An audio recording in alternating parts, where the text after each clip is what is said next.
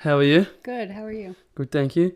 Thanks for coming in to the new studio. Thank you. Looks good. Yeah, I've moved house, so we've set up in a new zone, my parents' back studio, so here we are. Perfect.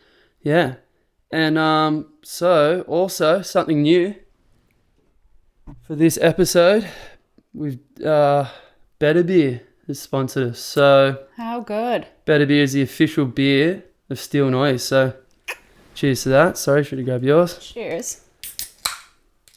All right. There we go. How you been? I've been good. Mm-hmm. Just delicious. mom life. Yeah, how's school? The boys are in school. Jack's in school. Yeah. Yep, he's 5. My other one's 3. Yep. And they're good. They're cruising. Yeah, he's Yeah. loving big school. He's accepting it. I don't think he froths it, but Yeah. he's accepting. I think that's just what Yeah. you have to strive for. For sure. Yeah. I mean, it's a big change. It's massive. Yeah. So with preschool, is he going to school every day? No. They don't know. No. Okay. Well, you could. I guess you could, but no. He was doing 3 days. Okay. And all of a sudden, it's bumped to 5. Yeah. So yeah, it's big days for him. Even that's a change in itself. Huge. Yeah. Cool. Yeah. Wow. Oh well, that's good. Yeah. And well, I guess to kick things off, where are you originally from? Where'd you grow up? So I'm Canadian. Okay. Grew up in Kamloops, British Columbia, so the West Coast. Yep.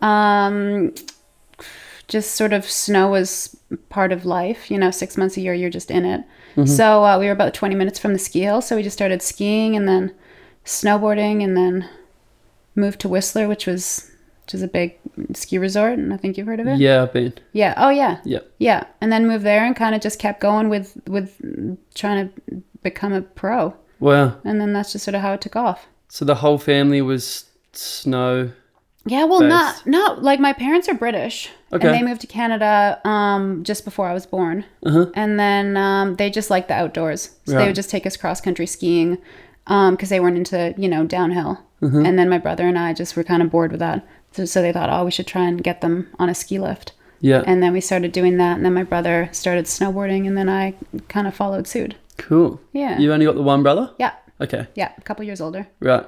And was he, so you said he was into snowboarding. Was he a good snowboarder? Yeah, he was amazing. He was so good, but he kept getting concussions. Oh. So he had to stop.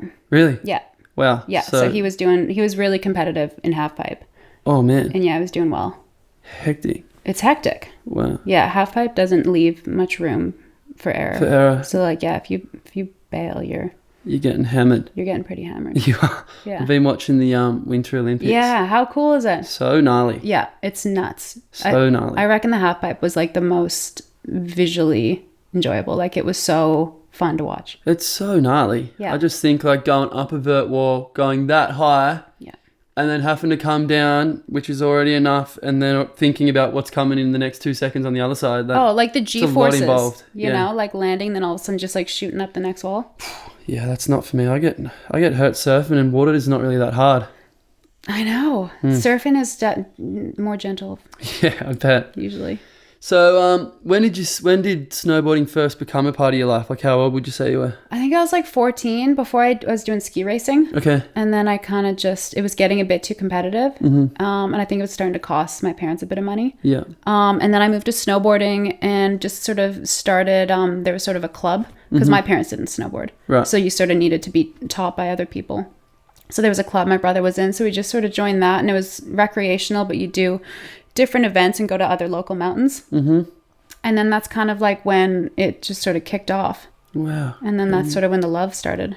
Did you do schooling in Whistler? No, I graduated in Kamloops. Okay. Yeah, that's where I grew up. Right. Which is sort of middle of BC. Okay, so you did your schooling, your early days of boarding there, and then when you finished school, you went to Whistler to kind of knuckle down and take it on seriously. Yeah, right out of high school. Okay. Yeah. So right out of high school was when you'd say that it went from being something that was a hobby that you loved doing to like, hang on a second, this could be something I can grind and kind of, yeah. I reckon like the last year or two of school, we'd gone to the junior worlds, and I don't think I did well at all, but like I was already sort of like focused.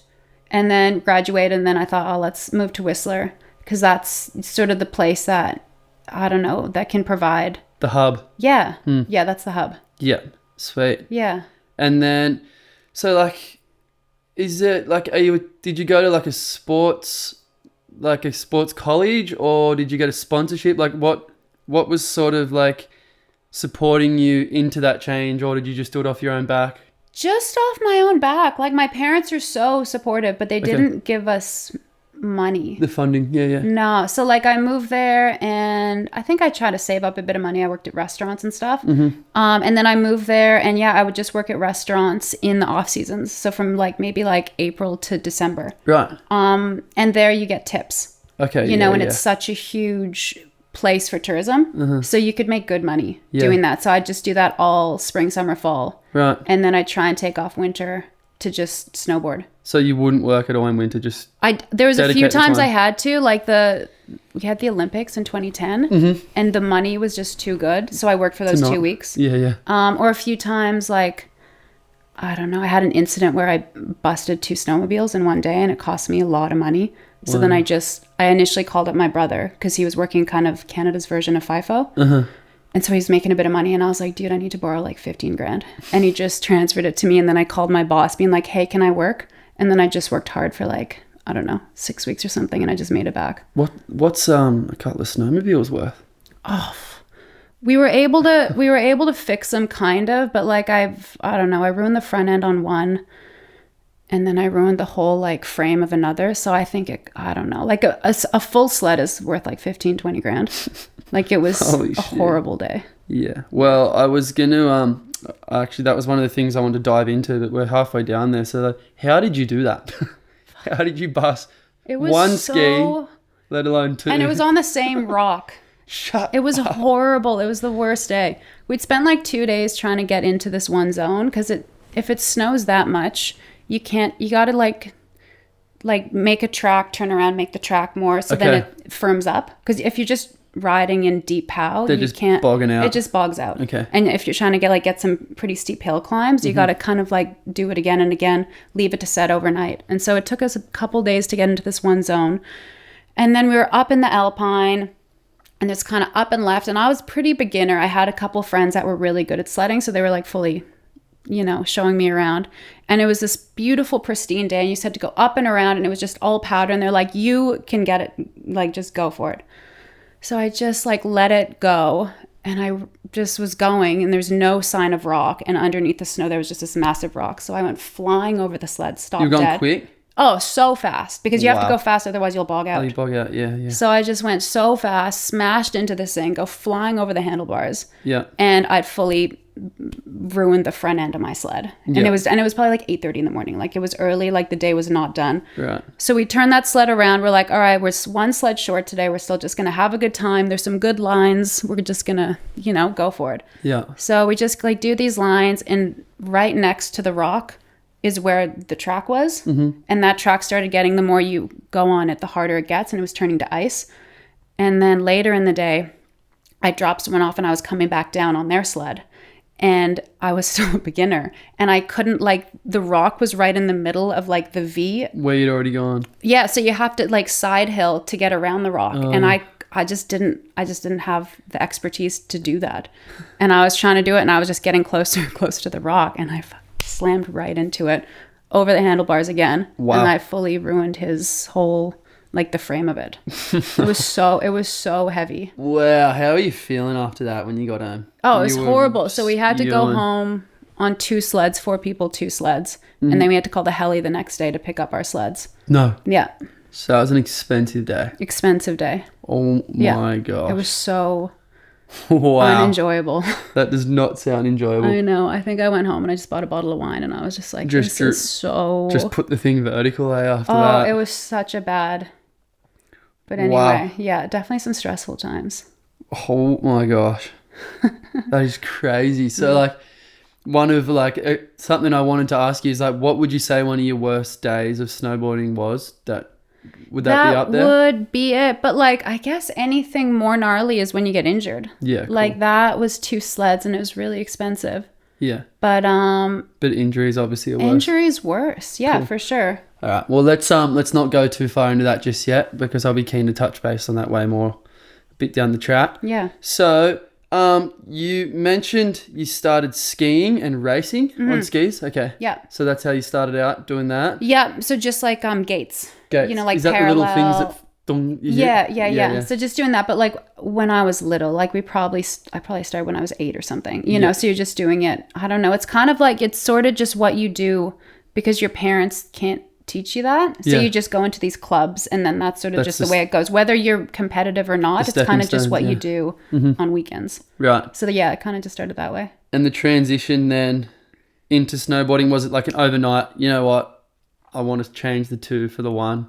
Yeah, I want to strap onto one. My brother was doing it for a couple years before me. Okay. And then I think I just tried one day, and I was like, whoa, this is fun. I like this. And I think skiing was getting a bit too competitive, too quick. Yeah.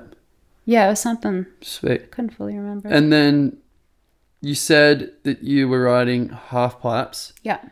How do you go from finding a love for snowboarding to dropping into I might get this amount right, but 30 foot? How high is a wall? I think they're 22. 22, okay. Is the height, and then you go higher. But no, when I started, it was before the 22 foot. Okay. We're in, I think they were maybe 16. Yeah. So it's still big, but you just, like I said, the club I was part of, you kind of just went in and you did all the different sports. So you did board-across, you did gates, but on a snowboard. Yeah. Or you did half pipe or slopestyle. Yeah. So you kind of just did all of it, and you kind of just figured out what worked for you.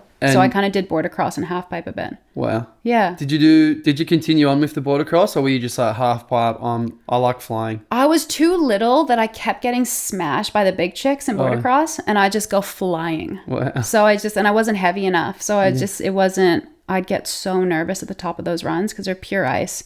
And you're with 3 other people, and they're really trying to take you out. Yeah, I watched a bit of that in the Olympics. Yeah. That's where they're going like over the little whoopsies and then around the berms and this and that. That's board-across, right? Yeah. I guess motocross, but on a board. Yeah, makes sense. Yeah. It's pretty entertaining to watch. Yeah. Yeah, it's crazy, isn't it? And it's pretty like cutthroat. They're grabbing and banging and shouldering. Yeah, for sure. Jeez. Yeah, it's full on. Hectic. Yeah. And then you're like, righto, so I'm light. Yeah. Which helps when flying. Yeah. I guess. Yeah. I know. I like the freestyle of half pipe. Yeah. And I think I would have liked slope style a bit more, but our mountain didn't have the best track. The jumps. Okay. Yeah, they had a half pipe, so we kind of just went for that. Stuck at that. Yeah. Yep. And then did you start competing? I did compete, but just like small events like BC, like British Columbia had their own events, or we do nationals, or we do a few kind of ones down in Nevada. Like we'd pop over the border sometimes. Yep. But I never got to like that elite level where I was doing too much international. Yep. But yeah, then I stopped doing that because I kept hurting myself. Yeah. Because half pipes are too hectic. So yeah. We've spoken before. You say you've broken your leg? Yeah. More than once? A lot. Okay. Yeah. In the half pipe? In the half pipe. Yeah. Initially it was during, I think, nationals. It was a contest. Wow. And I just took off, landed on top of the pipe, and then fell backwards into the pipe. And this is when they were 22 foot. So just going from like, I don't know what, I wouldn't have gone that high, maybe like 10 feet over, and then landing and then falling 22 feet straight onto my leg. So I broke my tibia. And then at that moment, doc said I didn't need surgery. So then I went back next year and re-broke the same spot. Oh, wow. Then I got a rod through the tibia. Right. And then the next year I was practicing half pipe, broke my other tibia. The other one? Yeah, and got surgery right away. Okay. And then a few years later, I just ran into a tree and broke the fibula. So yeah, it was pretty full on. Did you, so when you said you landed at the top and then fell in, did it break at that landing at the top or once you fell down? Right at the bottom. Yeah, you could just feel it. It just cracked. Oh. It was so... And so what's happening then? Like ski patrols coming in, it's a big ski patrols. scene. Have you broken a bone? I've broken many bones, yes. Yeah. Many. I don't know. It's like you can feel it. It almost feels like there was no, like it wasn't a compound fracture. There was no blood or anything, but you could almost feel it felt wet. Do you know what I mean? Like, I don't know. Like it's a weird feeling. And so I just knew. It's not solid, it's a bit because of jelly. Oh, absolutely. And so, I was young. I think I was 17 or 18. Right. So I can't fully remember, but it was immediate. So they had to get the sled and took me straight to the hospital. Yeah. And there's a good hospital there that you go to, or? It was in Calgary. And there is a good hospital there. Okay. Yeah, that's a big city. One? Yeah. Yep. So did you have to get flown or anything, or? Drove to the hospital, stayed there maybe overnight, and then I got flown straight back to Kamloops where my parents live. Right. So pretty much every time I'd break my leg, I'd go hang at my parents' house just because they can just take care of you. Yeah. So I'd just stay with them while I was on crutches. Yeah. And then I'd go back to Whistler once I was off crutches. Far out. Yeah. That's hardcore, right? Yeah. Oh, yeah. So you went from half pipe, and then word on the street is you're a bit of a force to be reckoned with in the backcountry. That's where I became a professional. Okay. That's where money started coming in. I never made money on half pipe. I just, I think after I broke my legs, then ice didn't, it would just hurt. When I landed in the park or in half pipes, I just couldn't do. You couldn't do it anymore. I couldn't do it anymore. My legs were hurting too much. And then I had a few friends, roommates at the time. And you go to Whistler. Whistler's known for its snow. It's so good there. The powder, it's amazing. The terrain's incredible. And they'd always be like, "Oh, come with us on a pow day." And I'd always say, no, I got to practice half pipe, So I just dig out a pipe a hit in the pipe. Yeah. And they just would laugh at me. And then one day I was like, all right, yeah, I'll come join you. And it was just light bulb moment of this is so sick. Wow.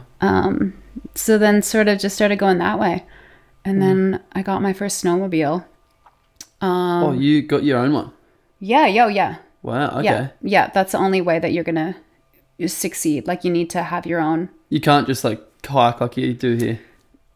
You could, you're not gonna get far. You're not getting the good stuff. No, and if you're filming hiking, you're not gonna get many clips. You're only getting a few runs. Totally, it's only snowmobiles or helis. Right. And so you kind of you get a snowmobile, you find a crew, and you start trying to just get shots. And for me, it was just trying to get photos to get in the magazines because no one's gonna film a newbie. So you got to try and just get your foot in the door. Get your name out there. So you're self-promoting at this point. You got to get yourself noticed, so then the rest of it will come. Pretty much, yeah. Okay, yeah. So by that time, I had a few sponsors. Again, not paying enough to not have a job. Yeah. But a few sponsors, and luckily, one of my team managers was also a staff photographer for a magazine. Right. And so he'd take me out, and we'd just get photos. Perfect. But at the time, it was just launch yourself because there was no cameraman or no videographer. So just huck it. So you didn't need to land. Yeah. So it'd be just launch off that, but it'd be almost a flat or uphill landing. Yeah. And I would just send myself because I was so I want. So dedicated. Yeah, I just want this to become a thing. Holy so shit. you just smash yourself every day. Surely it can't be that much safer hucking off a ledge to flats than it is in a half pipe, right? Or no, probably not. No, probably not. And then you've got avalanches to think about. Yeah. So yeah, there is a lot, but no, in those early days, I don't think we really went. We're always sort of within the trees, which is generally a much safer area, because there won't be as many slips, right? Yeah. Yeah. Yeah. Yeah. So would you say the point where you went from it being a hobby, you went out, you obviously did it a few times, you went, wow, this is where the untouched gold is. Yeah. So who was your first sponsor? Was that the point where you decided, okay, I've got a sponsorship, I've got recognition, it's time to try and make a career out of this? Or gosh, how did it work? I had even when I was still in high school, I had a shop sponsor. Yeah. I think probably similar to surfing, it's you get, so I had that. So I had I got a few free products. Mm-hmm. And then moving to Whistler and starting to ride powder, I did get a couple sponsors. But I think what changed it was I had a friend and she's just this legendary snowboarder. Her name's Annie. Okay. She's incredible. And she was so kind. I think one day she was filming for a big production and she didn't have a partner, and you often want to have a partner in the backcountry because I can double her up. So two people, one sled, and she can ride a line and then I'll drive the sled down and pick her up. And then it'll be the opposite. So you generally, if you're just one person, it just doesn't work well. So she didn't have a partner at the time. So she's like, oh, do you want to just tag along? So then I tagged along with her for a few days, and her filmer also worked for a snowboard company. Okay. And they were looking for a girl. How good. And so he kind of saw, I guess, my dedication and work ethic. Great was work like, ethic. oh, yeah. This girl likes reckon. to huck the hell out of She it. likes to huck. She can huck it. This is what we need. Yeah. So then I think he spoke to them, and then they hit me up, and I think that's when the ball really started to roll because they were really reputable. What brand? It's called Yes. Yes. Oh, Yes Snowboards. Yeah. I know Yes. Yeah. Yep. Yeah. So that was them. So yeah, it was 3 guys, Roman, DCP, and JP Solberg, and they were on Burton for a long time, so they really had already made a name for themselves. Mm-hmm. And then they got off Burton and started Yes. Sick. And they all lived in the same area as me, and so we all got to kind of hang out. And then we did it was called a shootout, so you had different snowboard brands, and you all did I don't know, maybe like 5 days, and you just had to shoot and make a video. And they brought me out, and I didn't know at the time, but this was just like my test run to see if I'd audition. Yeah. And we had to camp out in the backcountry for 3 nights. Wow. Just with sleds. We had a heli come in and drop some petrol and some food and some of like the tents and stuff. We were just stuck out there for 3 days. And I did pretty well. Like I kept getting shots, and they were like, yep, she's in. Yeah. And that was sort of how it started. Thanks for the fun trip. Oh yeah, by the way. Yeah. You're in. I didn't realize that was the audition. That's almost better. I think so, hey. Imagine having that pressure being like, you got to perform or you're out. Like, yeah. That's good. Totally. Sweet. How good. Yeah, it worked well. And then I was doing a bit of stalking around on your gram, just looking at some old stuff. Yeah. Just checking out some of your old snowboarding photos and that. You rode for Billabong as well? Yeah. And there was others. I don't remember. Adidas. Yeah. Those were probably the 3. They were the main ones. Those are 3 big ones. I had Spy for a while. Well, I saw that too. Yep. Yeah. Yeah. I had all those. Yeah. Adidas was the best. Pang. Yeah. Yeah. They were good. I think they were trying to rival Nike because Nike came in and sort of took over snowboarding. Yeah. And then Adidas wanted to do it a bit more organically, and they did. They did well. Yeah. But at the end of the day, Nike and Adidas are all about numbers, and the numbers didn't line up, so they pulled. Yeah. They got out of snowboarding pretty quick. So at that point, was it enough at the time for you to be making a living? Was it a sufficient amount to... Pretty much, yeah. Well, yeah. Sick. Once I got on Billabong, maybe in year 2 or 3, I think, because every year your income, your contract goes up a bit. Yeah.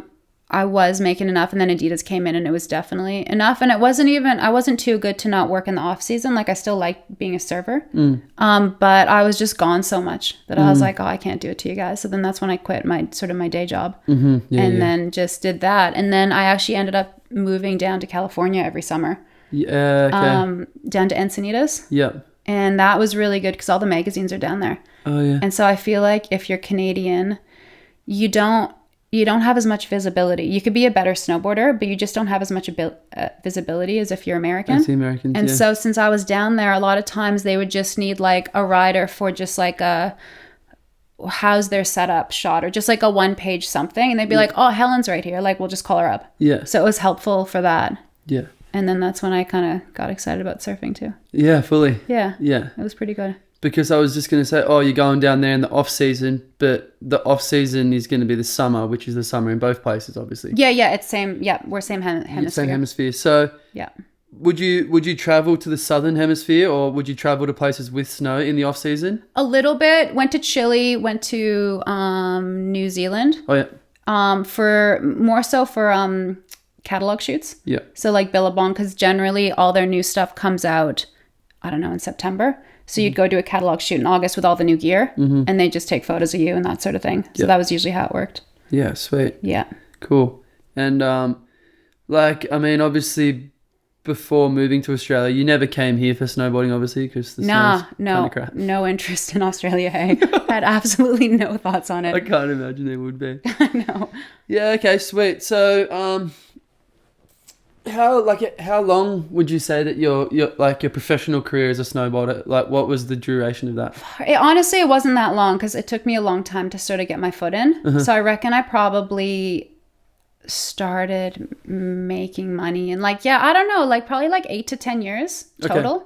Oh, okay. I mean, that's substantial though. It's, I guess, but it's not for, some people are in it for decades. Yeah. And I have some good friends that are still doing it, and they were doing it before I got in. Wow. So it's pretty incredible. Yeah, far out. And then the point of when you stopped doing it professionally, how did that come about?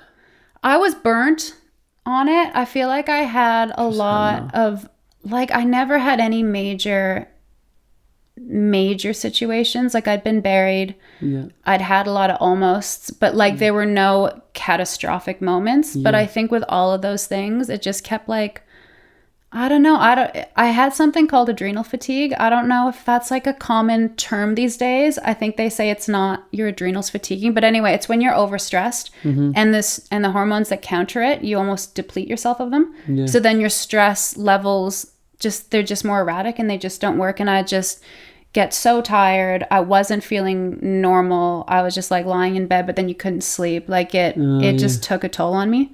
Just kind of. Yeah. And so I think I just felt that and I kind of lost my love for it a little bit. Maybe because it became a job. Yeah. I'm not sure what exactly it was, but no, I definitely got pretty burnt on it. Yeah, just fizzed out. Yeah. And even like when I was a little kid, I was always excited for this next step. Like I always wanted to be a mom. I always wanted to do that sort of thing. And then I met Rex and I was 32 at the time. Yeah. How did you meet Rex? At Lakey's. Oh, really? Yeah. Surfing. Okay. Yeah, I was wondering if he was snowboarding or something. No, not him. No, he likes it, but I don't think I think he went to Japan once, but he's not actively. He's not a fanatic. Looking for it. Yeah. Yeah. No, I was with a girlfriend of mine. We were just at Lakey surfing and then he was there too. Cool. Yeah. So that's how we met. And then, I came here and I was sort of like mentally. Yeah, just came to visit in 2017. And I was like, oh, this place is pretty sick. And then I'd still I think I maybe did 3 more winters over there. Yeah. And then COVID hit. Okay. And we got pregnant. And so luckily I came here before like the world shut down because I wouldn't have been able to get in. You got pregnant before COVID and came here? Yep. I got, started 2020, we got pregnant. And then it shut down pretty much March 15th. Wow. 2020. And so I got here and then we got lucky. Yeah, fully. And then we just sort of, this has been home. And then I wasn't trying to be a mom and a snowboarder. I was really happy to just leave the snowboarding behind and just be full-time mom. Okay. So yeah, wow, crazy. I got lucky for that. Perfect. It's like the perfect timing, isn't it? Yeah, it was. Meant to be. Totally. All right. So sorry to take it all away. It was back to snowboarding. But so, I don't know. I've just seen some of these videos and photos. Where's your head at when you've just gone up on the snowmobile and you're peeking over this thing, something you've never dropped into before. You can see it go for a little bit and then a rock and then it drops. And you don't know exactly what's below there. What's going through your head? Like, how are you preparing yourself for that? It's a hectic. I feel like you're at the bottom, you look up and then you look across the valley and you see a tree or a rock or something and be like, that's what I need to point at. Because when you're at the top looking down, it's just a convex roll. So you can't see can't see anything. And oftentimes you have a filmer that can help direct you a little bit of, you'll be like, I want to go right there. And then when you get up there, he'll direct you to where you told him you got the radio. Yeah. Yeah. And so he'll direct you to where you want to be. And then you kind of look at the mountain across to sort of get your bearings a little bit. And then like in your head beforehand, you'll be like, all right, I do 1 turn. There's going to be a dead tree with a branch sticking out. And then I'm going to do 2 more turns. And then there should be a rock. And then that's when I launch at 2:00 down here. And hopefully I'll find the pocket. So there's a lot to think about.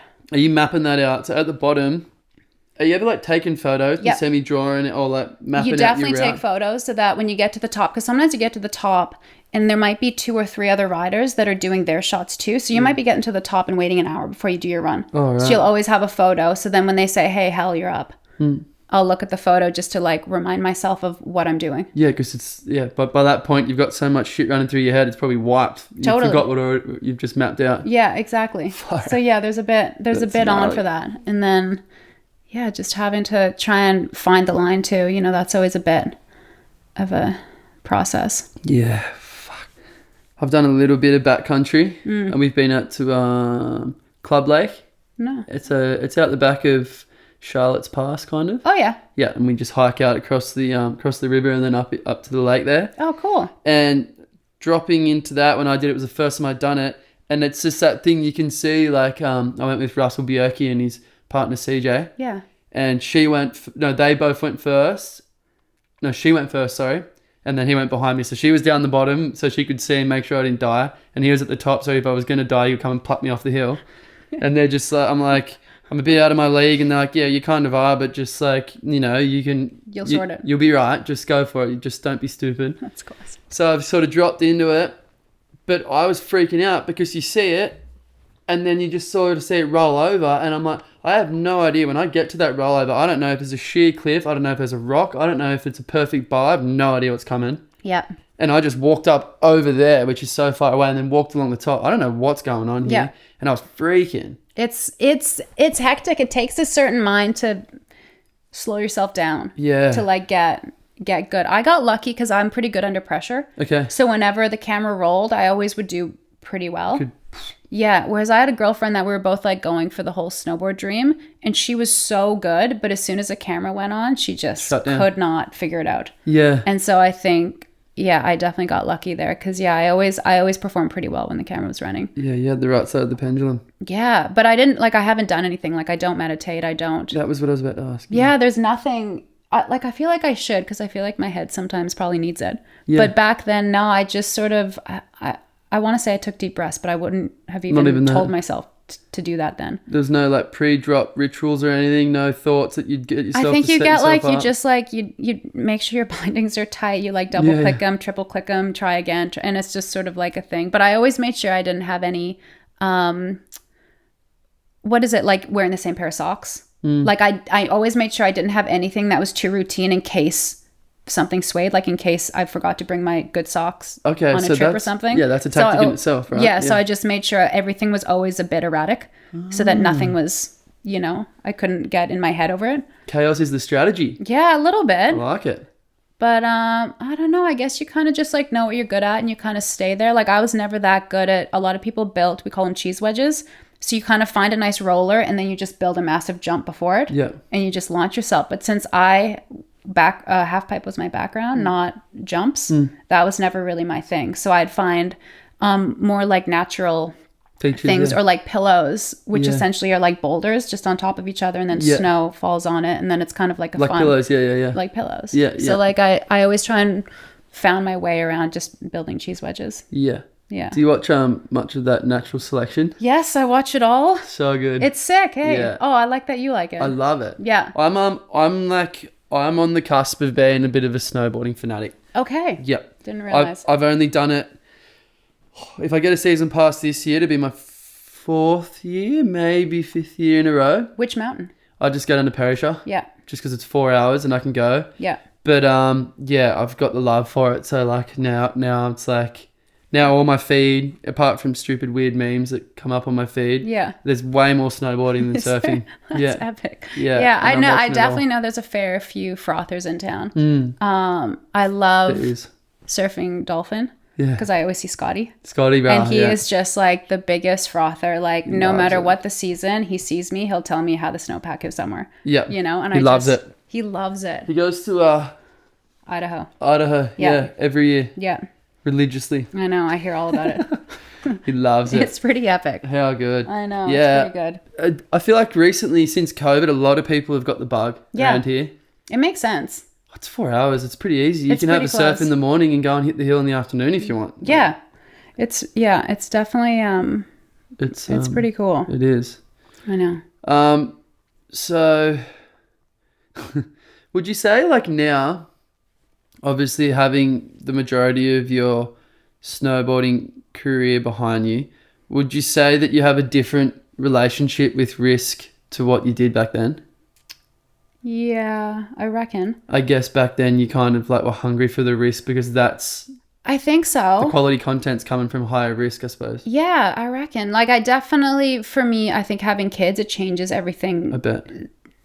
Like night and day. Yeah. Some people not, and that's great. But for me, definitely, especially, I don't know if now with your feed you've been noticing, but there's been a lot of tragedies in snow this last year. And I see that and I don't want any part of it. Yeah. I don't think it's safe. Yeah. I'm not saying I don't want to snowboard, but for me, myself, I don't need to put myself in those situations. And a lot of them are just really unfortunate accidents. Like they didn't even, I don't know, just like a lot coming out of Japan and that horrible thing in Nevada. I know. And they were all mums, oh, God.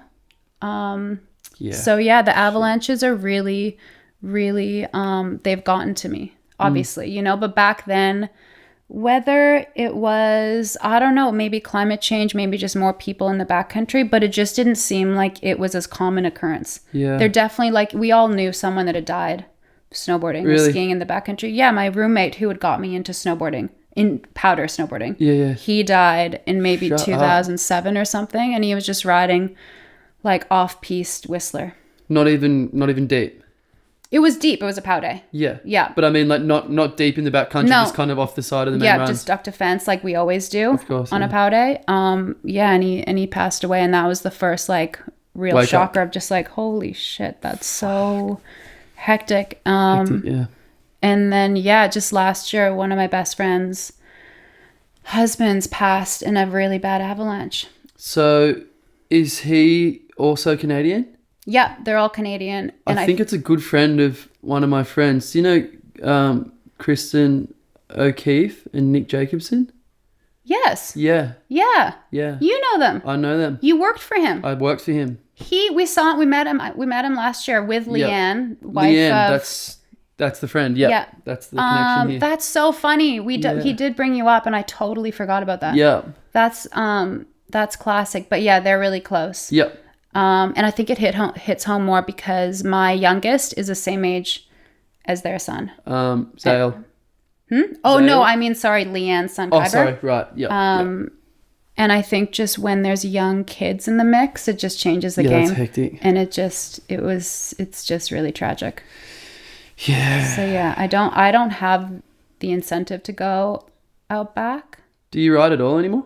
Oh, I went to Japan last January. Okay. With Leanne and Jeff and a few other people. I used to ride. I used to film. It's called Full Moon Films. We used to do these projects, and Leanne was always the ringleader. And this last year, she's doing another project. So I came on board to go to Japan, and it was sort of like, I guess, like us passing the torch. So there were some young up and comers. Yeah. And so we were with them, and I don't know, it was just a beautiful full circle moment because, you know, now we have kids and she's still shredding, but I'm not doing much. But it was just a beautiful thing to go there. And just shred. Like I forgot how much I loved it. Yeah. So just to go there, and I was without my kids for 8 days, and that's the longest I've ever been. And it was just so incredible. And just to spend time with Jeff. Yeah. And then a couple months later, he passed. Yeah, it's hectic. Yeah.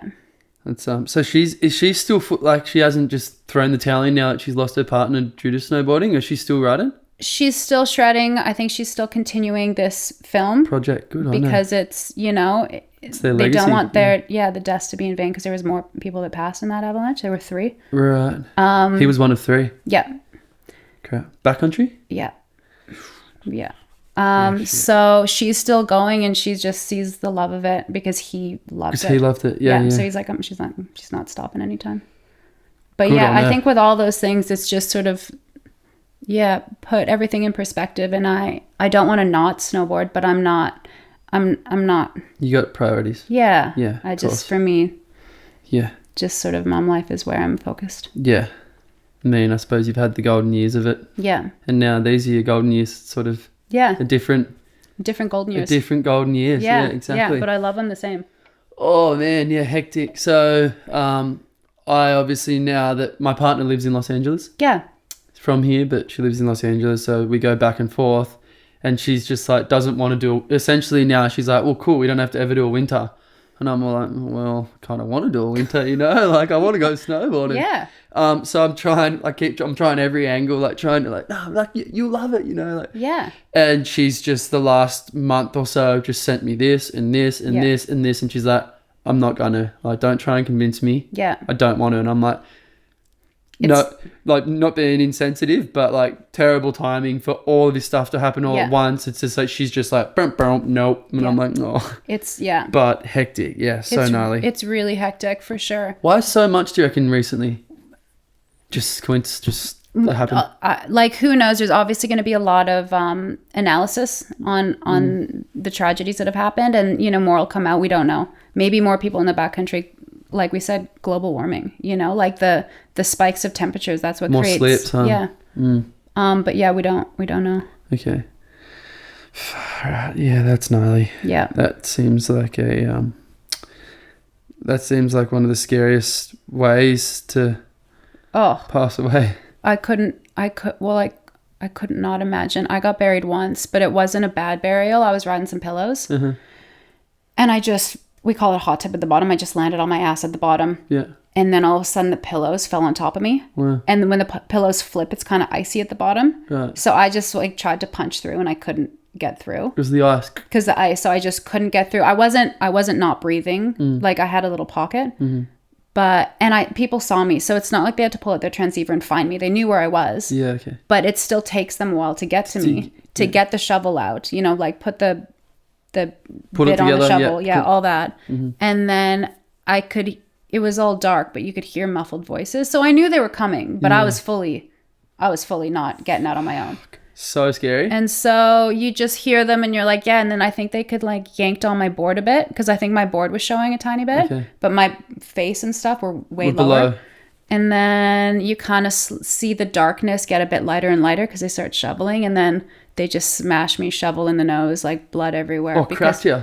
Didn't break it, but just fully hit it just because they're trying to get my airways out. Yeah, and like as they should. Wow. Like it was, and in that moment, like I was so fine, but you're just like, holy shit. Wow, I can just like that. Well, just because there's so many times you're not filming. Like when you're filming, people have eyes on you. But there's so many times you just ride and like you always say, oh, like have a partner. But like we froth, like when it's a Powday and Whistler, you just go. You're not and waiting. There's so many times that could have happened without someone watching you. Yeah. So you kind of put all these things in perspective and you're like, holy shit, that was so close. That is so gnarly. Yeah. So this is going to lead perfectly into a question. So I'm not sure if you saw on Instagram, I put up a little question box. Yeah. And I just put it out and I'll just randomly pick a couple of questions from the audience and see what they want to know. So we have one from Jack Mack. One of the questions was, have you had any avalanche scares? So that was that, obviously. Have you had other ones? Oh, I've had a fair few avalanches I've been in, but never that bad. I was almost always able to skirt away, and a lot of times you make sure that you're riding a line that doesn't have a trough at the bottom. Okay. Because that's where the snow can build. That's where it'll go, yeah. Because if it's just sort of like a downhill slope, it just stays separated. So generally people will always see you, and then you can kind of shimmy your way out of it. Yeah. So I've had a fair few of those. One of the more hectic ones was I was actually building a cheese wedge one day with my girlfriend, but she wasn't into it. So she climbed a bit higher and she was going to just ride the opposing face. Yeah. But it cracked, it propagated and cracked down my side and it fully buried me just to my chest. Right. And it was quite a sight. And so the cameraman was down at the bottom. He's like, oh, hang on, wait a minute, stay there. Because I just want to get a photo because it looks a bit weird that you're stuck in an avalanche with your shovel in your hand because you're building a cheese wedge. So he came up, walked down, took a photo, and he's walking back to his sled. And I'm just digging myself out because I have a shovel in my hand. And all of a sudden I hear this, yip. And I look over and he's gone. And I was like, where the fuck did he just go? And I look and he's not by his sled. And I just see his footprints. And I was like, so I keep digging and then I follow his footprints and then I got kind of scared. So I kind of start crawling because then there's more like weight dispersed. Yeah. And I look over and he's fallen through a crevice. No. And he's stuck on this ledge. I have goosebumps. Like maybe, I don't know, like 5-8 meters down. And he's a big dude. So like it was full on. And I got goosebumps. I know. I fully have goosebumps. Yeah. I fully got him. So we have a filmer. He's the photographer. We have a filmer and then my girlfriend. But me and my girlfriend are not strong. We are pretty small people. And so I'm like, holy shit, we grab a rope. You always have a rope with you. On your pack? Not on my pack. Probably on my sled. So I probably had to go get my sled first. Like, I don't even know where it was. And we kind of get it. And he's like, hey, take my camera first. I was like, no, like put it on you in case you fall further because it just kept going. Yeah. And he's like, no, get my camera. I'm fine. So we grab his camera and then we wrap it around him. So he's safe in the sense he's not going further, but we can't get him out. How far down is he? He's like 20, 30 feet. Okay. So what is that? 5 meters? 5-8 meters? Yeah. Like pretty far down. Like you should. That's far. Yeah, it's far. Fuck yeah. And it's just this crack. And I guess it had snowed a lot the night before. And so you get these snow bridges that just cover the crevasses. Oh. And he just was walking from his sled and he didn't even get it on the way down. And he followed his footsteps on the way up. And that's when it he fell through. So he got across it, like it was he firm got enough to across hold it him. initially, but on the way back he couldn't. And so we're kind of stuck there. And so our filmer has the other side of the rope tied to his sled. Yep. So he's definitely not going further, but we cannot pull him out. Can't yank him up. And so then Annie, I think, ends up taking her sled, and literally, like, the glaciers are massive. Like, I think to get here, it took about 80 kilometers. You know, like, we're going far to find these features. And there's always other crews out there, but, like, you might be 20 kilometers from another crew. Yeah. So she just went out, which is dangerous in itself. You should never sled by yourself. Yeah. But she's just sledding around looking for anyone to help. Yeah. And we find these two people, this couple, and they come up, and, like, maybe 2.5 hours later, we're able to get him out. Oh, so what, there's four of yous, was it? Pulling him up, or? Yeah, I think, there were 4 of us. 1, 2, 3, 4, 5. 1, 2, 3, 4, 5. 5 of us. It took 5 years to yank him out. Yeah, but then also, like, you can't just pull him out. Like, you got to pull him up straight up, because otherwise the rope will kind of, like, get stuck in the snow, you know? Yeah, and can it kind of cut the rope on the edge of the crevasse? Or it could have been. I think our ropes are pretty good, so okay, I don't think that was a concern. But yeah, it was full on. And then he gets out, and it's maybe like noon, and we're like, yeah, I was gonna say, what time of day was it? Yeah, it was early in the morning when it takes a long time to get 80 kilometers. Yeah, and then we just started. Oh, the first part, like the first 20 kilometers is usually a lot of whoops, so it goes real slow, and then you can kind of pin it because you're on a lot of big flat open glaciers. Right. So yeah, like hour and a half or something. Okay. I don't know. Yeah. Fuck. And by that time, we're like, hey, avalanche happened. This happened. Let's just get out of here. That's enough. We don't need any more. Yeah. Yeah. And that was a full on. So I think all these little like almosts just kept getting added into my brain. And then I just got to a point where I was like, I can't take it anymore. I'm going to be a mum instead. Yeah. And I think that's when that adrenal fatigue came in. And even now, like, I feel like sometimes my fight or flight response will kind of activate in situations that it doesn't need to. Like, I feel like my whole like adrenaline, I don't even know what you call slightly it, hormones. Off balance or something. Yeah, there's something where just like there'll be something that happens and I'll feel more than I should. And I'm like, I should work on that. Yeah. Whether that's meditation, breathing. Is it something you will do you think? Like, I should. I've got the time now, but I still don't. I guess I'm not drawn to it. It seems boring to me.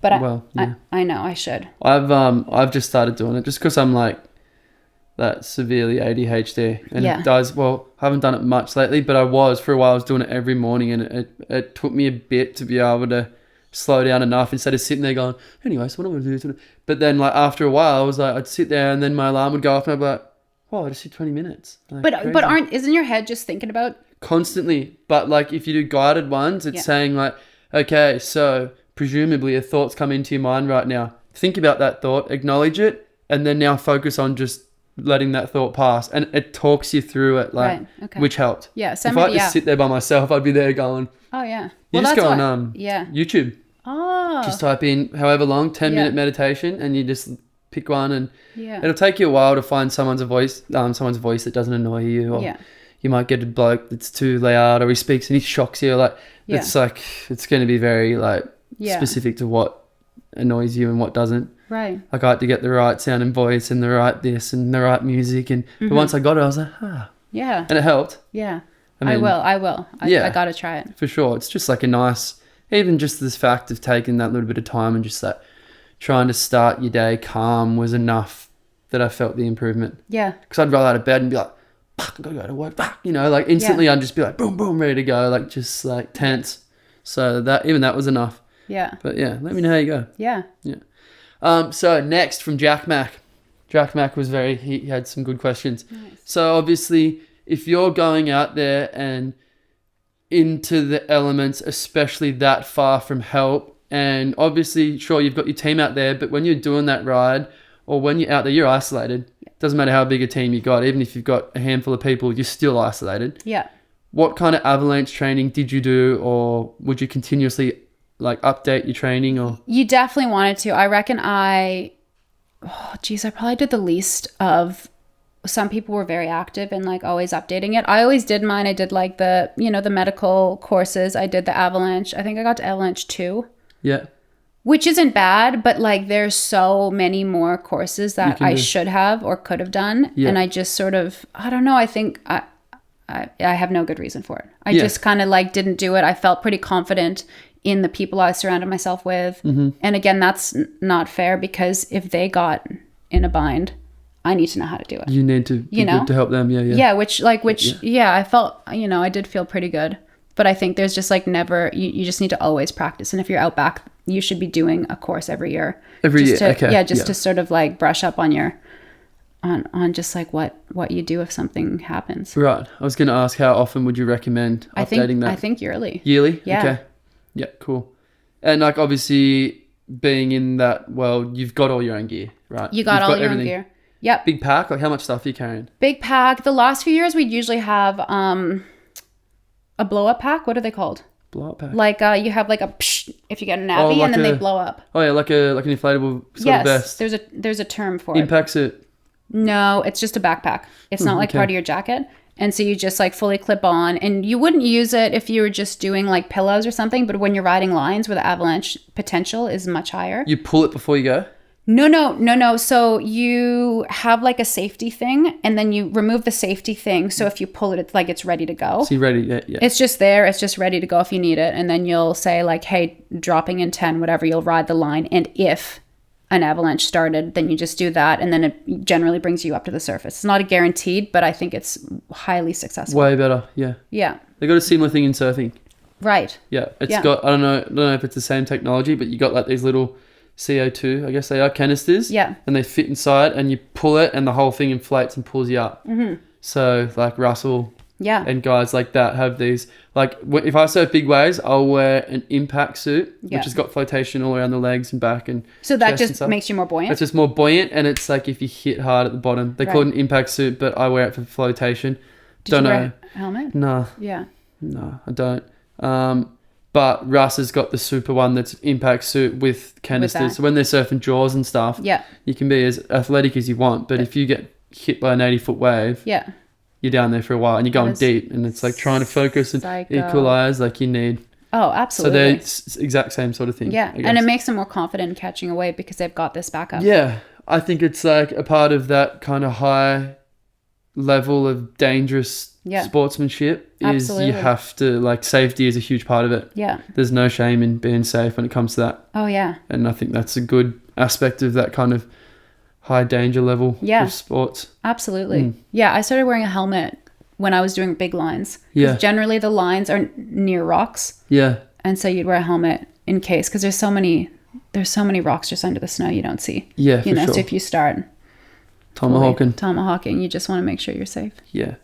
Yeah, just when I went down there recently, it was like dumping, and it was a bit of a whiteout, so we couldn't really see. And I was always like, oh no, I don't want to wear a helmet. Like, it's not cool. I don't want a helmet. Like, just typical. Yeah. Just ego. I'm not wearing a helmet. I look like a dag, Right. And we're riding along, and Russ has gone off just a little, like, I guess it was a little cat track, but it was like, when it was so, like, the whiteout, like, you could just see the line of the snow. You couldn't see the drop, and then it continues on the same line. And he's gone down and fallen down with his helmet, banged his head, and just sat up to me, and just first thing he thought, like, not, oh, am I all right, was just stop. And he stopped me right at it, and he goes, when we get to the bottom of this mountain, we're driving you to the snowboard shop, you're not riding another day with me until you go and get a damn helmet. That's so... And I was just like, yes sir, all right. And he's like, seriously, man, I'd be in some serious trouble if I didn't have a helmet just then. And I've been riding for years, you've been riding for 2. I'm not taking you out until you put a bloody helmet on. Good on him. I was like, okay. Yeah, you're like, and off we went straight to the shop, and I got a helmet, so now I wear a helmet. That's so good. Yeah, didn't give me a choice. I was like, that's Russ, like he's at that high level of danger every time he goes surfing or snowboarding. He does backcountry, he's done a lot of it, and he's like, he ticks all the boxes. He's got a checklist, everything's boom, boom, boom. Yeah, well, I think that's what you need to do when you're at like that high level. Yeah. So the good helmet. On him. Yeah, it's good, eh? Yeah, that's what I thought. So at the time I was like, whatever. I know. But now I'm like, oh, okay, yeah. Oh yeah. Well, it seems insane because like I'd make my kids wear them. Like we went to Selwyn this last year and they had them on. I didn't. Yeah. But like, why? Yeah. Why don't I? Yeah. So like, it's definitely. I don't know. I mean, it's not steezy wearing a helmet, is it? Yeah. Yeah. I don't know. I just it's a comfort thing. Yeah. I hate having things on my head. I hate wearing hoods. Like surfing in cold water, I hate wearing hoods. Oh, really? Even wearing a hood when I'm like just getting around here, I don't like things around my head. Oh, see, I love a good, like we call them toques, beanies. Oh, yeah. I love that when it's cold. It just feels so cozy. I guess when it gets cold, I'd rather have something around my head than my ears freeze off. So yeah. Yeah, cool. So then like with that going backcountry, right? To what extent would you say doing that at that high level is instinct, or would you say a lot of it is training and a lot of it is practicing and doing it over and over again? Or do you reckon a lot of it is depending on just pure instinct and just confidence in yourself? I think a lot of it's doing it over and over again. Okay, so like I feel like I was never the best. I was always pretty good, but I did it so much that like you bring someone that is like an Olympian that's so good at jumping or riding, whatever, but I've done the backcountry longer. I feel like, you know, I'll do better in that setting. Do you know what I mean?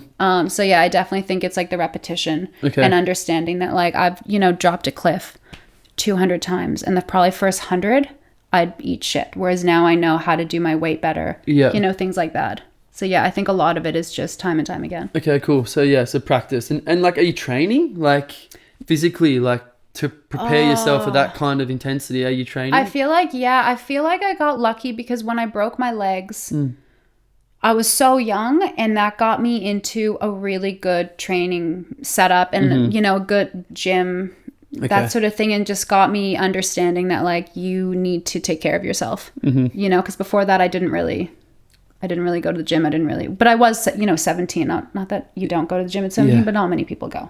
Well, yeah. You know, like you're usually pretty fit and you're fine. But that got me back to it because I realized that if I didn't rehab, I wasn't going to be able to snowboard. And so I think that just got me into a bit of a routine. And you stuck at that, like you were consistent with it? Pretty good, yeah. And like I'm good to even this day. Like I just know for me, my headspace is better if I go for a run, go for a surf, just like do something for me. So yeah, it's definitely necessary. Almost more for my head than for my physical. You know. Was that an obligation from your sponsors to have a set training regime? It's not like being a professional, like in the Olympics or for a team. No, never. It's on you. Yep, it's on you. Okay. Yep, if you don't perform, you don't get a contract the next year. Yep. So you put in what you want to get out. It's no one's grinding you, like. Exactly. Did you feel pressure? Yeah. Sorry. What's that? Did you feel pressure from them at all to? Maybe a little bit. I had one team manager once that was like, "You need to perform this year." Because I think I had a really good year and then I had a couple fine years. Like I still, you know, had reasonable video parts. But he's like, you need to step it up. And I was just like, well, okay. Yeah. You know, so like that's like a bit. Yeah, there's a bit on. And you're like, all right, I really need to find some bigger jumps, do something. Did you, would you say you excelled under that pressure? You said you were good under pressure. Did that, at that time, was that pressure good? Did you? I think so. Rise above it, would you say? Yeah. No, it definitely was. It was the Adidas team manager. And I think I had a really good season that year. See. So yeah, so I think it was. Yeah, cool. Yeah. Yeah, that's great. A lot of people don't. Right. Yeah. Yeah, no, I got lucky. Yeah. Great. I think that's a lot. Yeah, I think that's definitely a lot of successful athletes. Like if you don't have the ability to perform under pressure, you're not going to be a pro. Of course, because I mean, a lot of it is always going to be under pressure, right? Yeah. Yeah. Wow. That's crazy, huh? So with so again, I haven't done a whole lot of it with looking after your physical health, like stretching, training. Like, what are you doing? Are you like training your legs? Like, is it a whole body workout? Is there a certain part you focus because you've injured that area, or like? I think it's mostly core and legs. Okay. You know, and obviously arms because you have to dig your sled out that often. Yeah. That you need to get really good at lifting a sled. And a sled's 500 pounds.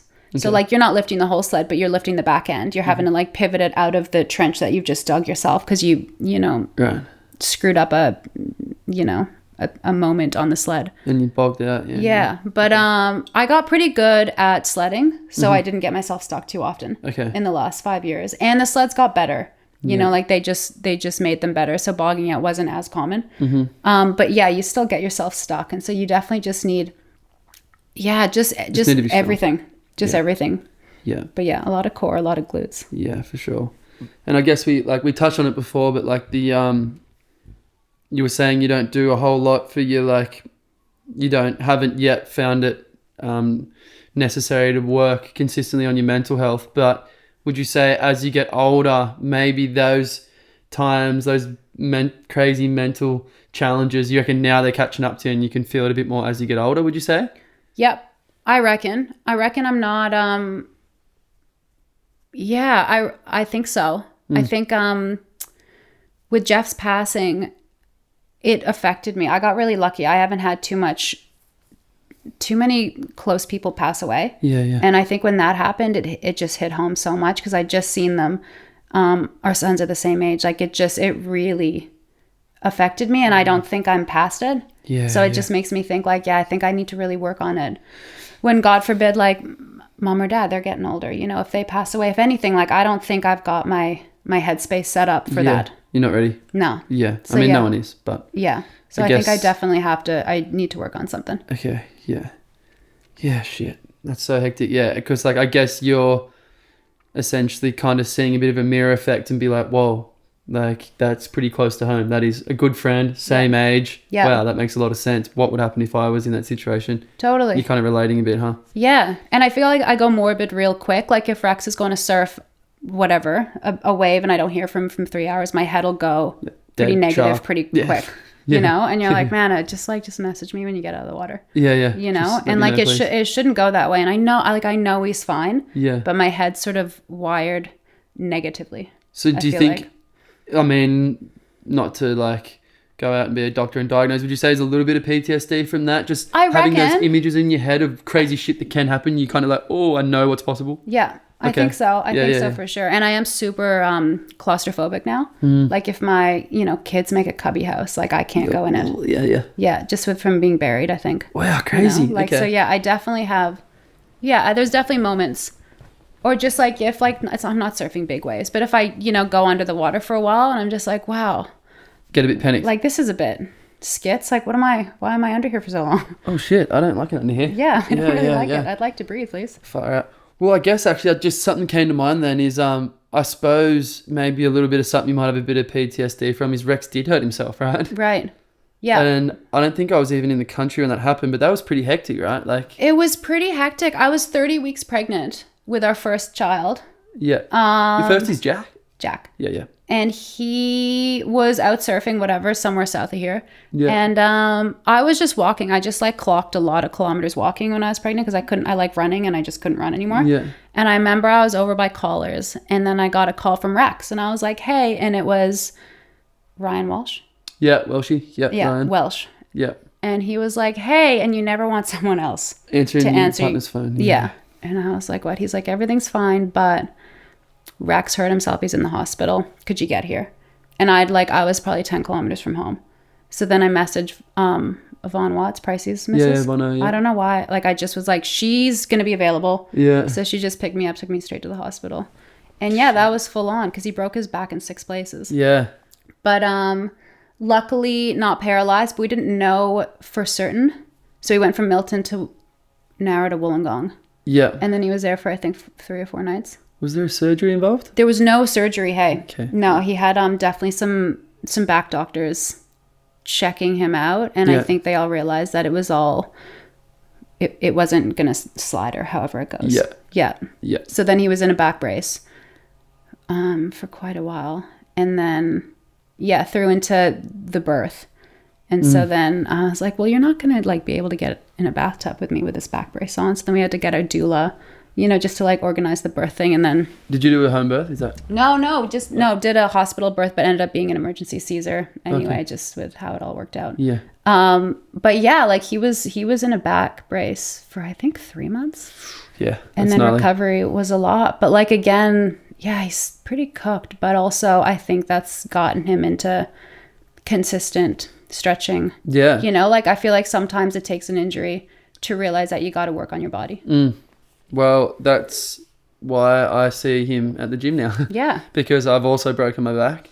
He said that. Not mine was nowhere near as bad as his. I just compression fractured my T4 and my T9. Yeah, wow. Surfing as well. Right. And Ryan Welsh of all people was the one who helped me. You're kidding. Yeah. What a good guy. I know, how crazy, yeah. Yeah. But mine was just like, okay, look, like I think I had a neck brace for a day. Yeah. Just so it didn't wobble around. And they're like, okay, it's not necessary. You're just going to have to chill for a bit. Right. Mine wasn't.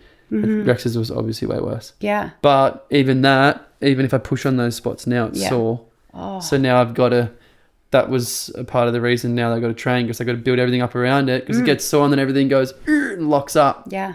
Because it goes, oh, pain, and everything goes stiff, and then I got sore neck, sore back, shoulders, and it's just compounding effect, you know. Oh, it's hectic. But yeah, I saw him in there this morning. Yeah. Yeah. Well, there you go. And he's in there, and I can see he's doing mobility stuff, and I'm like, okay. Yeah. I could probably ask him a few pointers, actually. Yeah, well, he got a trainer in, so this guy tells him what to do, and it's sort of like his accountability coach, because he's like, I think I need this to keep going, because he'll always have moments of like going to the gym for, I don't know, 3-6 months, and then he'll kind of like fall off the wagon. So he's like, I need this guy to like almost text me daily to be like, how'd it go? How are you feeling? Do you need any help? Yeah, yeah. So yeah, that's good. He's going hard right now. Yeah, he's going so hard. Every time I've been in there, he's in there. Oh, that's good. Yeah, and I've been going kind of random. Yeah. And he's there, and I'm like, wow. Yeah. God lives in here. No, it's good. Yeah, it is. It is good. Yeah. Are you going to the gym? No, I don't. I run a lot, and I just do at-home workouts. Okay, cool. But I'm getting a bit bored with that stuff, so I might start something. It's kind of nice. I just switch it up. It's nice having all the machines laid out in front of you and be like, I want to do legs. Yeah. And then, you know what, I might do a bit of core. Like, everything's there. Yeah. It was hard for me doing it at home. Totally. Yeah, that makes sense. Because I'm like, I just can't really be setting that up to do this right now. Bugger it. Right. Know? Yeah. Yeah. It makes you accountable. Yeah. So what about like when you had kids, right, with snowboarding? Do you have any desire at all to encourage them to get to a pretty high level of snowboarding? No. Maybe not professionally, but to be good snowboarders? No. Not at all? I don't. I just want them to do what they like to do. What they want. Yeah. And like I said, we went to Selwyn and we had so much fun, but 90% of the day was just on the toboggan track. Just having fun. Just and like they're 3 and 5, like they don't need to be pushed to do anything that they don't want to do. And I think I take a lot from my parents, because my parents didn't give a shit about snowboarding. At all. They just wanted us to...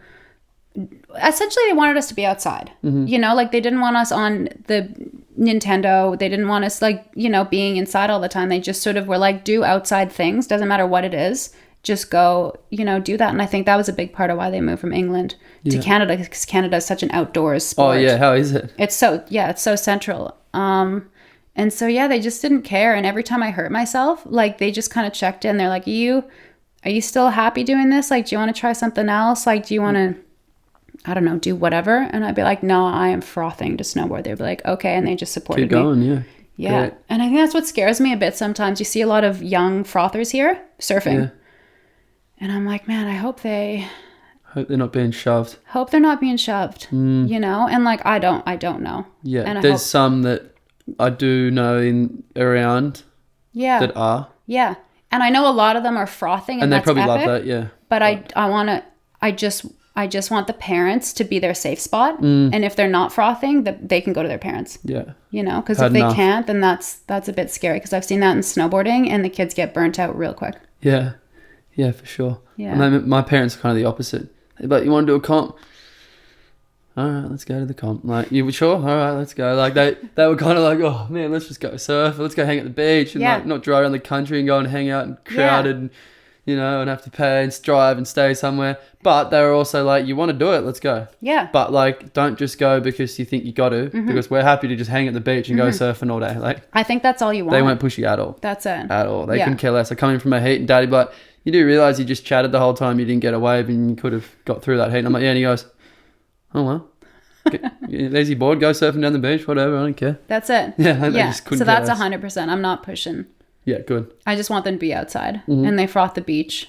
Yeah. So are they into surfing or any interest? Oh, Jack froths boogie boarding. He's got his little blow up thing. That's a start, and he loves that. And Finn just likes to pretty much likes to get dishwashed in the waves. Just body bashing. Yeah. Sick. Yeah, but that's it. How good. So I guess on that topic, just talking about parenting and like kind of the younger generation of maybe kids and stuff that are surfing and, you know, snowboarding. Do you as an ex-professional snowboarder have any like advice for younger people coming up in that world of snowboarding? I feel like I'm so far removed now. I can't think of much, but I think it's like, do it because you love it. Yeah. And do it because you enjoy it. Don't do it for a paycheck. You know, because like these days, like I feel like I got the tail end of the good years where there was a bit of money in there.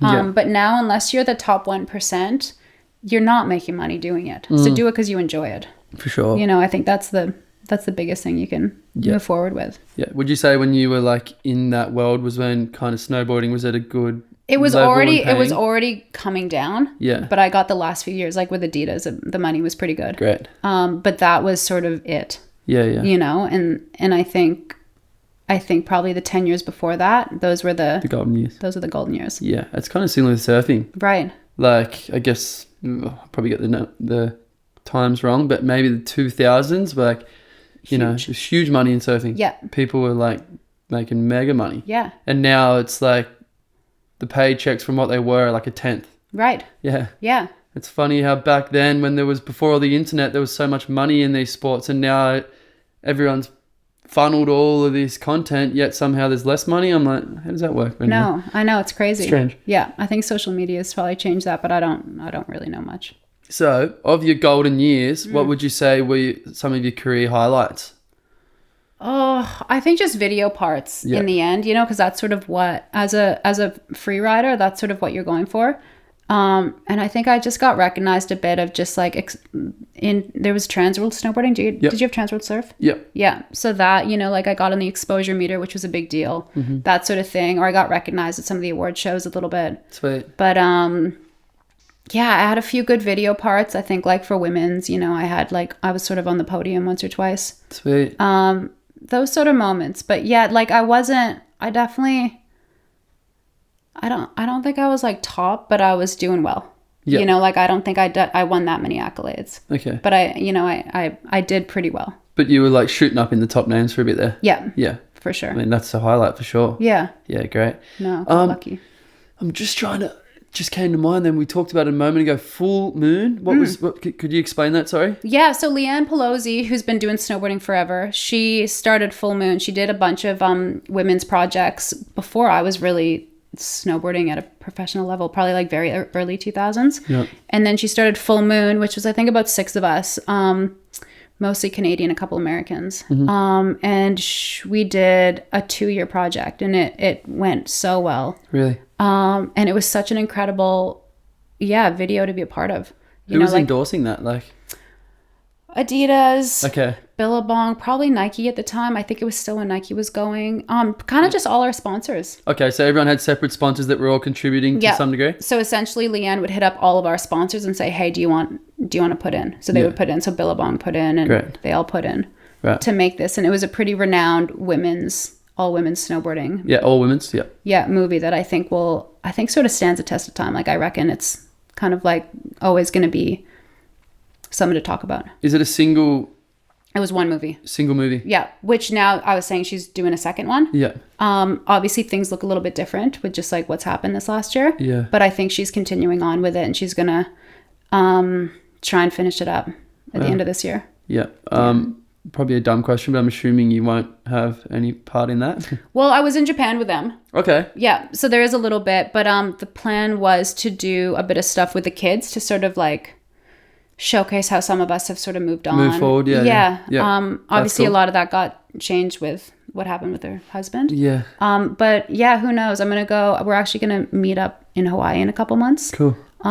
Just to connect with them. Great. Just to see how she's doing. And hopefully I just want our sons to be, moving over here. I love Australia and I love Ulladulla, but I miss my friends. Of course. So I just want to try and make sure that my boys and my friends' kids just have a connection. I still have the bond. Yeah. So yeah, every time we go to Canada, we always meet up with them. Great. But just to have these moments will be pretty beautiful. Yeah. I mean, like, the world's a small place. I'm realizing it more and more. Yeah. Like, because I'm going back and forth. Right, yeah. Hanging out in the States a bit more now. And, like, I've got friends that have come and visited here, and, like, I go over there, and it's, like, some of my best friends, I could say, are over there right now still. Yeah. And it's, like, it's not that hard. You fall asleep on a plane, you wake up, and you can see your friends again. Like, yeah. Planes. It's possible. You can time travel, boom. Totally. You leave here and you get here at the same time you left. You're like, what the heck? I Full know. time travel is crazy. Yeah. No, it's wild. Definitely. And now our kids are of the age that traveling's easier. Those first few years, it's horrible. Psycho, yeah. But yeah, no, we're at the age that, yeah, it's pretty fun. Yeah, great. So hectic. I can only imagine traveling. Did you do much travel when they were babies? We always went to Canada every year. Yeah. But yeah, there were a few flights that it was just so unenjoyable. Screaming. That were like, this is so not worth it. And then we'd travel over there for Christmas because I'm so big on Christmas. Yeah, of course. And we would just get a cold snap and it'd be minus 40 there. And you're like, I can't take a 6-month-old out. So you'd kind of just be stuck indoors. And with Rex, he's, you know, like he loves a good snow day. But like when you're just there for 2-3 weeks and it's so cold, you're like, this is not ideal. Yeah. Yeah. Oh, yeah. It's hectic. Do you reckon like women's snowboarding now is getting the recognition it deserves? I think it's moving that direction. Yeah. But like they have gone so far. Like if you watch the women's slopestyle, it was incredible. So gnarly. And just like the amount, that they've evolved. I think it is. I don't know if their paychecks are following that. But they, I think, are getting a lot more recognition. Yeah. Yeah. Yeah. Okay, that's good. Did you think when you were at that high level, was it getting recognition then, or do you think it kind of has definitely come way further forward? A little bit, but not that much. Like I got paid well with Adidas, but then I heard what my like a guy rider as well was getting paid, and he was getting paid like 5 times more, and I was like, holy shit. Yeah. But pretty like nice. he's incredible. Yeah, of course. But also I was like, wow, like we're similar for exposure. Yeah. So why am I 5 times less? Like it's, you know, and that's what it was. But that was in, I think, maybe like 2013, you know, like it was a while ago. So I think a lot has come, and I think the gender gap is It's still closing. there, but it's closing. Yeah. Great. I hope anyway. Yeah. Aside from being a mother, who are you outside of snowboarding? That's a tough question. I don't know. I know. I think motherhood is for sure it's the main event. And I love it. And I'm not looking for other things. But outside of that, I do, like I said, I just like to focus on me. Like I've always said, I'm a very selfish person, and it's not in a negative way. It's that I know I need to fill my cup before I can be a good mom. So that's me running, surfing, like working out, you know, meeting girlfriends for coffee, just things like that. Like I need to do things for me to make the rest of my life happier. Yeah. You know, so I definitely make sure that I get that out of my system every week. Great. Yeah. Do you have a pretty good girl squad here? I do. Hey, I got lucky. Cool. Yeah, I feel like Rex introduced me to a lot of his friends' missuses from the get-go.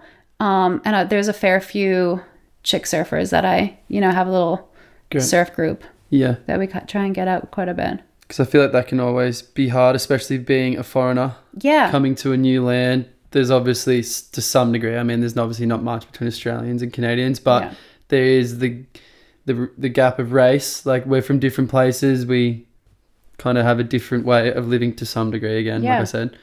But you reckon you've settled in pretty nicely with Australia, second home?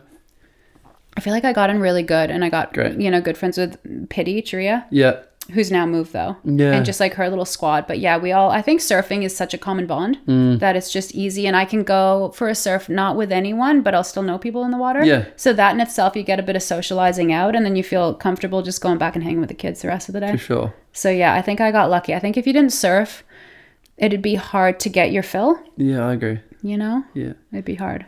Is it similar like the you were saying like surfing is then giving you that kind of sense of connection? Is it similar in the snowboard world, same sort of thing? Oh yeah. Okay. Absolutely. You can just go up the mountain by yourself and you'll see a handful of friends, and then you'll just share chairlifts with them and be like, hey, I want to go to blah blah blah, and they'll be like, yeah, let's shred.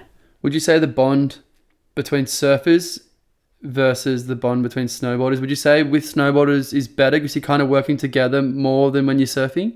Why? Because surfing, you take a wave and someone else doesn't? I mean, essentially with surfing, it's like you're going out, you want the best wave. You're not going to go, oh, here comes the wave of the day. You know what? Go, mate. I'd love you to get the best wave of the day while I sit here and not go it. Like everyone says they want to be generous surfer, but I guess so, but like not that much. Like I don't reckon I'm surfing like those wild waves. Like I'm generally always on the inside just looking for the scraps, and there's always plenty of scraps, and usually my girlfriends are there too. Mm-hmm. So like if you see a wave coming, you're like, oh, you go, or like you obviously know the order. Yeah, cool. But I get what you're saying. I don't think it applies that much. I think it's pretty similar. Like you're just frothing. Great. Yeah. I just feel like it's always been a thing. My parents have always like been on me about selfishness or like, you know, get like being egotistical, because surfing creates that. Yeah. Because you go out when it's smoking, you drive down there with 3 of your best mates, you're out there, the wave of the day comes and you're thinking, oh, am I up? Is he up? You're not sitting there going, I hope he's up so he gets a cracker. You're going, geez, I want this one. I hope I get this.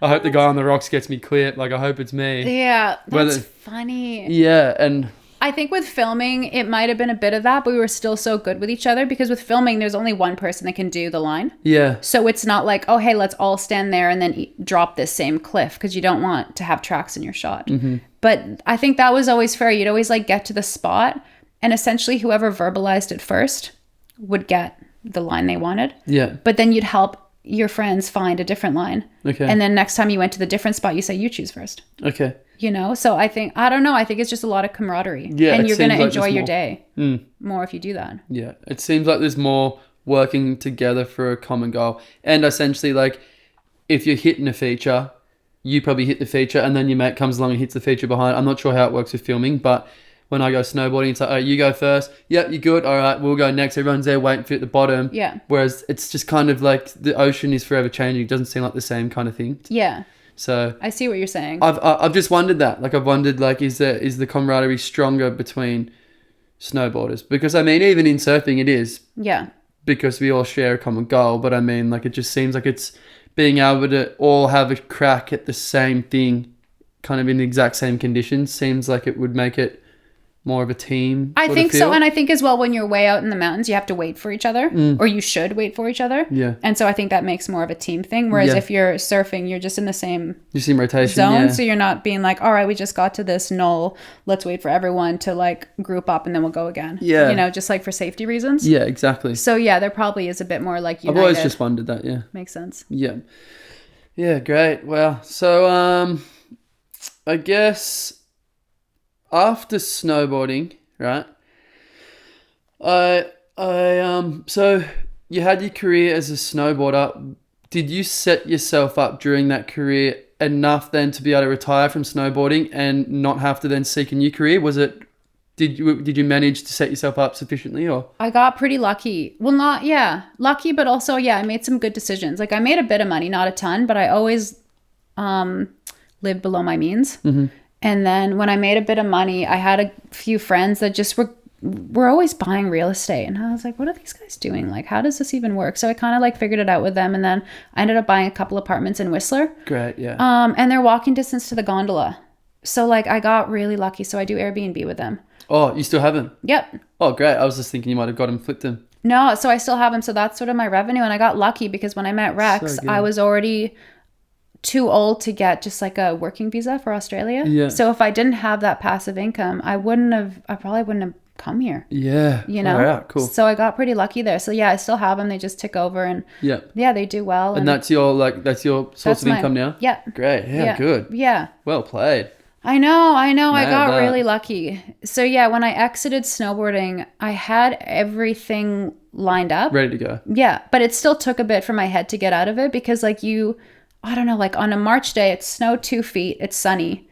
What you've been trained in your mind is to have your crew, you're going sledding, you're going to go here because the freezing level's whatever, the wind's this way, let's go there. Mm-hmm. And now all of a sudden to not be snowboarding at that level, but you have that in your head, it was really hard to get over that. Yeah. And it definitely took me a few years to be like, okay, it's like a March sunny day and I'm just going to go ride the mountain for fun. Yeah. And even though I didn't want to be doing filming anymore, it still was trained in my head. Would you say you had FOMO? You were like, full FOMO. I know they're getting cranking conditions and I'm just riding down the front here. Totally. Okay. But even if I was doing that, I don't think I'd want to be doing that because I was over the mental stress of it. Yeah. But it was just like what your head's trained to do. Yeah. But then, to leave snowboarding and to have a revenue stream already. So good. And to have a partner and to like be, trying to have kids, you know, like I had everything lined up. It still took quite a bit of time to mentally get over so it was my old life. Kind of part of the big scheme, the big plan. Yeah. You sort of had it all mapped out and it went the way you planned, I guess. It fully did. But yeah, it still took a bit to sort of register and acknowledge and accept. Yeah. And did you say you met Rex when you were 32? Mm-hmm. And when was it serious, like? Oh, well, being so far away, you kind of had to make those decisions pretty quick. Yeah. And he, like, I swear on like our first date or something, we had like a few, like, for me, I wanted kids. He wasn't sure. And I was like, I definitely want a couple kids. And he was like, I definitely have to live in Ulladulla. Yeah. And it was like a hard, and I was like, well, I've never been to Australia. He's like, well, come check it out. You got to check it out. Yeah. So we came, checked it out a few months later. And like, it was such a sell. Like, it was such an easy sell. This place is so sick. And at the time I was living in California, probably 8 months a year. So I was really enjoying kind of like the coast, ocean, warm water life. Yeah. So yeah, it was a pretty good, easy transition. So then I just would move here for those 8 months instead of California. And I'd still go back to Whistler for the ski season. And do the grind, yeah. Yeah. So yeah, no, it ended up being pretty good. Wow, that's sick. Yeah, but I got lucky. That's a funny thing, isn't it? The Ulladullans, that's always a deal breaker. Totally. You got to move to paradise or you're gone. Oh yeah, the amount of people that bring in foreigners. Oh, yeah. Yeah, like most people's partners aren't from here. Oh yeah, all my sister-in-laws, one's Spanish, one's from Lismore. Yeah. You know, and they just, everyone brings them in. But this place is too good. Like, I get it. Yeah. It sucks if you don't enjoy it, because I know there's a few misses that are like, oh, it's too quiet or it's too whatever. Oh, yeah, it's always been a funny one. See, I'm grateful at the moment because I met my partner who's from here. She's from here. But lives away. Yeah. So it's like, I don't have to be like, hey, let me just kind of set this up so you fall in love with it. It's like she's already got home base here. Yeah, she's got family, she's got friends. Yeah, that's but then so had good. that experience of living overseas. It's almost like dating a foreigner, but with already the ties and the roots here. Totally. Yeah. That's so good. Yeah, it's so good. That's classic. So, I mean, like obviously you're saying that you're going to still do this full moon.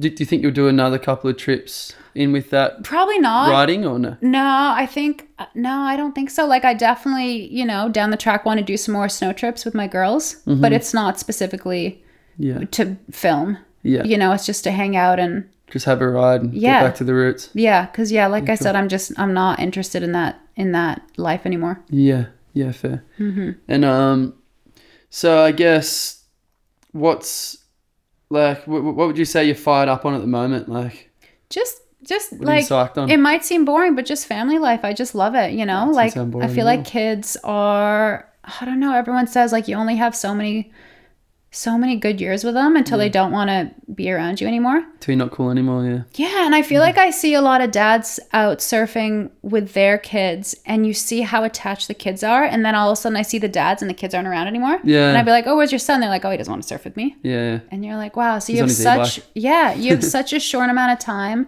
in these golden years with kids that I just want to enjoy it. You just want to lap it up. Yeah. Great, yeah. How good. And I guess this is always a bit of a question I like to wrap it up with. It's always a hard one to answer too. But like, what would you say in the kind of foreseeable future? Say we'll give it a 5 5 year time frame. What's coming up? Do you think? Like, what's coming for you? Nothing. I just want to travel more. Yeah. I just want to show the kids the world. Yeah, great. My mom has been talking about doing a Europe trip, so I want to take them to Europe. Mm-hmm. And just because I can't see myself taking the kids to Europe by myself, but my parents, since they're from there, I want to go with them. Yeah. Just those sort of things. Like I said, we're going to go to Hawaii. We'll go to Canada again for Christmas. Every Christmas? No, well, the last 2 times we've gone in July, which is their summer. Oh, yeah. And so it's so good in the summer there, like my parents have a pool. It's just stunning. It's so light till like 10 p.m. Yeah. Like it's just such a beautiful time in Canada. So good. So yeah, we've been doing that, but no, I reckon they're old enough now to enjoy the snow. Yeah. So we'll do that, but no, just sort of just live in this little bubble of mine. Yeah. How good. Yeah, it's good. Oh, well, Helen, thank you very much. That's been great. For coming in. Yeah. That was good. I've been so keen to hear about all this. Yeah, epic. I mean, because you don't really let much out in the open. I mean, I've seen a couple little snippets on Instagram, but I'm like, when I'm chatting with you, like, I think a lot of people would actually be surprised to even know that you had the career that you did. Yeah. I mean, people from this town, especially if they're not at all involved in snowboarding, wouldn't know. Yeah. So I've been real psyched to get you on here and just hear about it, because that's rad. I've just done a little bit of scanning and just gone like, holy shit, like, yeah. she used to huck it. Like, That's this is so crazy. Funny. Yeah. One of my good friends that I got close with a couple years ago, she just found out and she was like, what the hell? What the She's hell? like, why didn't you say? I'm like, what am I going to say? Hey, I used to be a ripping snowboarder. Like, I know. Like, no, it's a hard thing to talk about. So I'm glad that we got to like hear about it, because there's a lot of people. I was talking to friends and I'm like, I'm going to get Helen on, and they're like, oh, isn't she like hell snowboarder? I'm like, I think so, yeah. I'm about to find out. So. Oh, that's epic. Yeah, but I appreciate it. Yeah, thank you. And appreciate you coming on. Cool, thanks so much. And I'm glad you're in one piece, and keen to see you more in the water. Yes. Maybe that's next. We'll get you out some of the slabs and you can start hucking yourself over the lip in those. No, thank you. All right, great. Well, thanks a lot, Helen. Oh, we'll see you later. And catch ya. See ya.